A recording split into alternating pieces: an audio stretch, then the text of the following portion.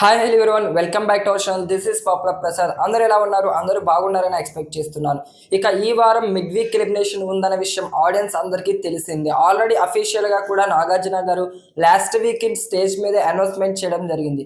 ఇక మరి ఈ మిడ్ వీక్ ఎలిమినేషన్ ఎలా జరగబోతుందో మనం అబ్జర్వ్ చేసుకుంటే ఎవరైతే లీస్ట్ ఓటింగ్లో ఉంటారో వాళ్ళైతే ఎలిమినేట్ అవ్వడం జరుగుతుంది మిడ్ వీక్ ఎలిమినేషన్లో.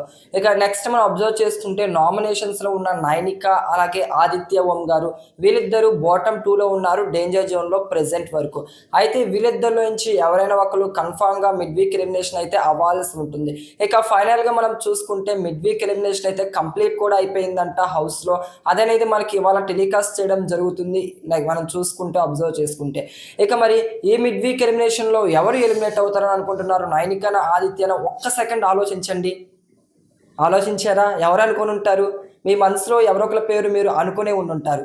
అయితే ఇక మరి ఈ వారం మిడ్ వీక్ ఎలిమినేషన్ మనం అబ్జర్వ్ చేసుకుంటే ఆదిత్య ఓం గారు అయితే ఎలిమినేట్ అవ్వడం జరిగింది. అయితే ఆదిత్య ఓం గారు మిడ్ వీక్లో ఎలిమినేట్ అయ్యారు. ఎలిమినేట్ అయిన ఆదిత్య ఓం గారిని డైరెక్ట్గా అయితే హౌస్ నుంచి బయటికి తీసుకురావడం జరిగింది. ఇక నెక్స్ట్ మనం చూసుకుంటే సాటర్డే ఎపిసోడ్లో మనకి ఆదిత్య ఓం గారిని స్టేజ్ మీదకి తీసుకురావడం జరుగుతుంది.